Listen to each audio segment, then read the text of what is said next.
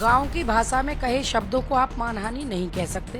वो हैरिस मिथिलेश के शब्दों से नहीं है, वो तो क्योंकि गवर्नमेंट से तो कह नहीं सकता, एजेंसियों को तो कह नहीं सकता। हैरिस तो वो अपने कर्मों से हो गया है। वो मीडिया पे बैठ के झूठ बोले जा रहा है कि मैं तो जानता ही नहीं गीता भाटी को, मैं तो जानता ही नहीं मिथिलेश भाटी को। जिन परिवारों में आप रहे हो, खाए हो, पिए हो, बिना अनजान व्यक्ति के घर पे गुंडे भेज देते हो, अपने चाचा को धमकी देने के लिए भेज देते हो, मेरे घर पे हूटिंग करने के लिए भेज देते हो, मारने की धमकियां दे देते हो, इसे हैरेसमेंट कहते हैं। मैं मिथिलेश भाटी की प्रवक्ता क्यों कि वो नहीं जानती है कि उसे क्या कहना चाहिए। बहुत सीधी महिला है, लेकिन गीता भाटी से बात करिए, मैं बताऊंगी कि क्या कहना चाहिए। इनके झूठ का जवाब मैं दूंगी। सीमा सचिन की प्रेम कहानी दुनिया भर में फेमस हो गई है, लेकिन ग्रेटर नोएडा के रबुपुरा गांव में इस वक्त दो गुट तैयार है कानूनी कार्रवाई करने को लेकर। झिंगुर और लप्पू आंटी कहलाने वाली मिथिलेश भाटी ने जिस तरह से सचिन को लेकर कुछ शब्द बोले, अब सचिन और सीमा उन पर मानहानि का मुकदमा करना चाहते हैं। इसको लेकर उनके वकील एपी सिंह ने आपको बता दें कि नोटिस भी भेजा है। अब नोटिस तो अभी तक मिथिलेश भाटी और गीता भाटी को नहीं प्राप्त हुआ है, लेकिन इसको लेकर क्या कहेंगे आप लोगों पे, आप दोनों बहनों पे खास तौर पे ये एक कहा जा रहा है कि मेंटली हैरेस किया जा रहा है, मेंटली परेशान किया जा रहा है सचिन को, इस तरह के शब्दों का इस्तेमाल करके मानहानि का मुकदमा और कार्रवाई करने की बात कही जा रही है। आप लोग किस तरह से देखती हैं इसको? देखो, गांव की भाषा में कहे शब्दों को आप मानहानि नहीं कह सकते। वो पाकिस्तान से महिला को ले आया, इलीगल तरीके से ले आया, देश का कानून उस पर कार्रवाई कर रहे हैं, एजेंसियां जांच कर रही हैं, सवाल जवाब दे रहा, तो मेंटली हैरेस तो होगा। वो हैरिस मिथिलेश के शब्दों से नहीं है, वो तो क्योंकि गवर्नमेंट से तो कह नहीं सकता, एजेंसियों को तो कह नहीं सकता। हैरिस तो वो अपने कर्मों से हो गया है, ठीक है। दूसरे, वो मीडिया पे बैठ के झूठ बोले जा रहा है कि मैं तो जानता ही नहीं गीता भाटी को, मैं तो जानता ही नहीं मिथिलेश भाटी को।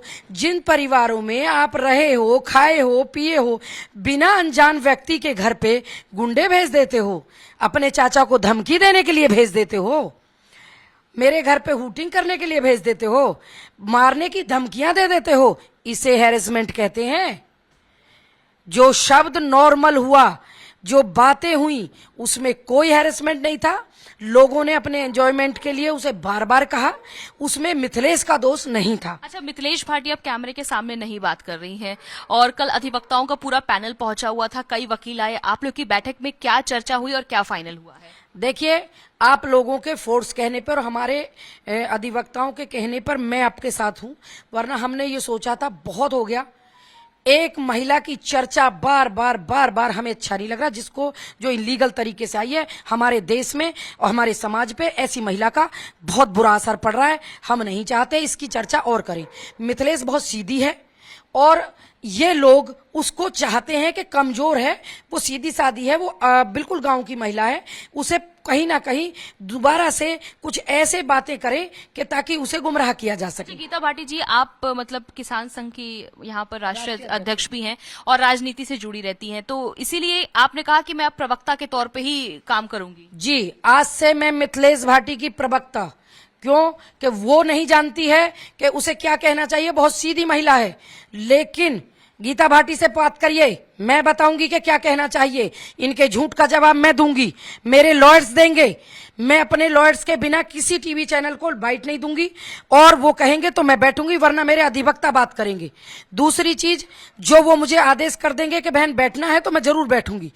वजह है, हमारे अधिवक्ता पैनल हमारे साथ आए, ना हम उनका कोई स्वार्थ था, ना कोई लालच था, लेकिन सच देखा, अच्छाई देखी, सच्चाई देखी, तब वो खड़े हुए। अच्छा मैम, अभी तो आप लोग के पास ये जो नोटिस है वो नहीं पहुंचा है। नोटिस आने के बाद किस तरह की कार्रवाई? आप कह रहे हैं कि मतलब पैसे भी लगते हैं, ऐसा तो नहीं है, कानूनी लड़ाई जब आते हैं तो बहुत खर्च भी लगता है, तो ऐसे में तैयारी आपकी पूरी है? बिल्कुल तैयारी पूरी है। हमारा अधिवक्ता पैनल, चाहे वो नोएडा लड़ ले, चाहे वो हाई कोर्ट लड़ ले, या वो सुप्रीम कोर्ट लड़ ले, जहां वो चाहे वहां लड़ने के लिए हम तैयार हैं, क्योंकि हम सच्चे की लड़ाई लड़ेंगे। हम सच हैं अपने सामने, हम खुद में सच्चाई की लड़ाई लड़ते हैं। ना तो अपराध करती हूं, ना अपराध बर्दाश्त करती हूं, ना तो अपराध किया है, ना अपराध सहन करूंगी।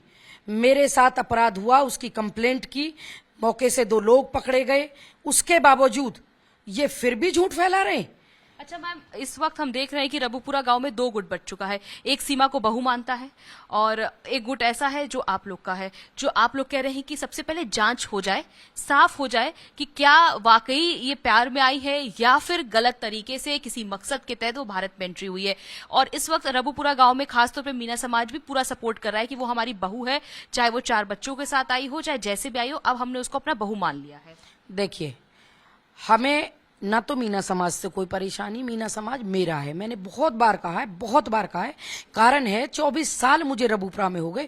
24 साल एक पीढ़ी बदल जाती है, समझिएगा आप बात को। और ग्रामीण परिवेश के लोग हैं हम। हमारे यहाँ खाना पीना, शादी ब्याह, गमी खुशी सब एक साथ मनाते आए हैं हम 24 साल से। सचिन ने तो आपको मानने से इनकार कर दिया, जानने से। उसके झूठ से क्या पर्दाफाश नहीं हुआ? वो बीच रास्ते में भाग गया। झूठ बोलोगे तो झूठ के पांव बहुत कच्चे होते हैं। आप झूठ फैला रहे हो, झूठ बोल रहे हो। वजह है मुझसे दुश्मनी, मेरे परिवार से दुश्मनी की रीजन है। देखिए, मैं फिर कह रही हूं कि मेरे अधिवक्ता आप लोगों से बात करें, सबसे बात करें। जो लड़ाई लड़ी जाएगी उसे मेरे अधिवक्ता लड़ेंगे, मैं नहीं लड़ूंगी। मैं वकील नहीं हूं, मैं एक गांव की हूं। मैं नेतागिरी में रहती हूं। समाज कैसा होना चाहिए, अच्छे बुरा सारी चीजें मैं समझती हूं। कुछ चंद लोग जो मेरा कैरियर है, जैसे मैंने राष्ट्रीय अध्यक्ष हूं, पहले मैं अदर संगठन में भी थी और उस संगठन में रहते हुए भी मैं कुछ काम करती थी। उस संगठन से कुछ लोगों को मुझसे रंजिश है। अब वो बाहर हैं, मैं भी अलग हूं, वो भी अलग हैं। लेकिन उनकी वो खलिश, जो दिल की खलिश होती है ना, मेरी तरफ से कुछ नहीं है, किसी के लिए नहीं। मैं तो नेकी कर दरिया में डालने वालों में हूं, पहली चीज। दूसरे, अगर दुश्मन ने भी मुझ पे वार किया और उसने कह दिया कि मैंने गलती की, मैं मान लेती हूं, मैं कहती हूं इंसान है हम, चंद दिन की जिंदगी है, इसमें दुश्मनी की जरूरत ही नहीं मानती। अब आप दोनों बहनें बात नहीं करेंगी? आपका कहना है कि अब आपके जो वकील हैं वही बात करेंगे? बिल्कुल, लॉयर्स बात करेंगे। भाई, एक लॉयर से लॉयर ही बात करे तो ज्यादा अच्छा होता है। कानूनी दावपेच तो वो ज्यादा जानते हैं। लेकिन जब मेरे लॉयर मुझे आदेश करेंगे कि बहन आप बैठ सकती हैं लाइव पे, तो मैं बैठूंगी। मेरे लॉयर्स ने सीमा से आमना सामना करने के लिए तैयार है? अगर मेरे अधिवक्ता मुझे कहेंगे, वरना ऐसी महिलाओं से मैं बात नहीं करना पसंद करती हूँ। पहली चीज, रीजन है उसका, मैं सचिन से बात कर सकती हूँ, मेरे देश का है, मेरा बेटा है और मेरे परिवार का है, उससे मैं बात कर सकती हूँ। ना उसको कोई हैरिस किया गया है, ना उसे हैरिस कर सकते हैं हम। और क्योंकि अपने बच्चों को कभी कोई हैरिस नहीं करता, उनकी गलतफहमी है और उन्हें बिना मतलब के उकसाया जा रहा है। आप जांच का इंतजार करेंगे कि जांच पूरा हो जाए और तस्वीरें साफ हो जाए? मैं जांच का इंतजार करूंगी, उसके बाद तस्वीरें साफ हों। अगर इसमें कुछ भी निकल आता है तो कोई समाज, चाहे मैं हूं, आप हैं या कोई भी, किसी को कोई सजा नहीं मिलेगी। देखिए, हाथ सेक लूं, परिवार के साथ मैं खड़ी हो जाऊं, कल को अगर कुछ भी त्रुटि, देखिए इलीगल तरीके से आई है, इकरा इलीगल तरीके से आई थी। हम ये कहते हैं ये हमारे लेके तो ये यहाँ रहे, हमें तो फर्क नहीं पड़ रहा। शायद वो जिंदा रहेगी, जब तक रहेगी, शायद उस घर में मैं नाता अपना खत्म कर चुकी हूं। उस महिला से शक्ल मैं नहीं देखूंगी कभी, क्योंकि ऐसी महिला कोई भी हो। बहुत एग्जाम्पल हैं ऐसे, गलत महिलाओं का विरोध भी किया है। जो महिलाएं किसी के साथ गलत करती हैं और पुरुषों के साथ गलत करती हैं, तो पुरुषों को सपोर्ट कर उन महिलाओं का विरोध किया है।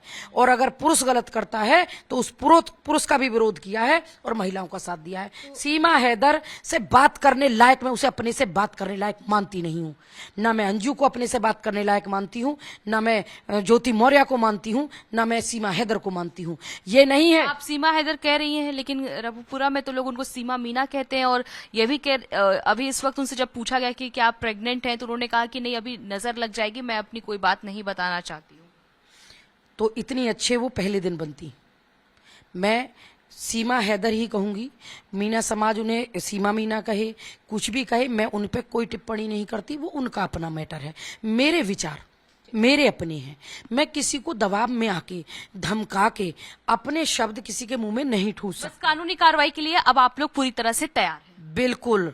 मानहानि क्या होती है वो मैं भी बताऊंगी, मेरे अधिवक्ता बताएंगे। मेरे पास हर चीज का सबूत है। और मैं फिर कह दूं, जो मेरे घर पे किया, मेरे साथ इन्होंने प्रयास किया, अगर ये गुंडागर्दी से बाज नहीं आए तो सबक सिखाने का भी काम मेरे अधिवक्ता करेंगे। तो ये है गीता भाटी, मिथिलेश भाटी की बहन। कैमरे पर अब मिथिलेश भाटी नहीं बात करेंगी। गीता भाटी का कहना है कि अब उनके वकील ही एपी सिंह से बात करेंगे और कानूनी कार्रवाई के लिए पूरा परिवार तैयार है। अगर मानहानि का मुकदमा किया जाता है या फिर किसी तरह का नोटिस भेजा जाता है तो उसका जवाब देंगी। अगर session court, high court, supreme court तक जाना पड़े तो पूरा परिवार लड़ेगा, क्योंकि उन्होंने कुछ भी गलत नहीं किया है और सचिन को किसी भी तरह का मेंटल हैरेस कहा जाता है वो भी नहीं किया गया है और सचिन के साथ हैं। लेकिन सीमा हैदर पर जब तक जांच चल रही है तब तक जांच के दायरे को देखा जाए और उसके बाद ही किसी भी तरह की टिप्पणी की जाए। भावना किशोर, टाइम्स नव भारत के लिए।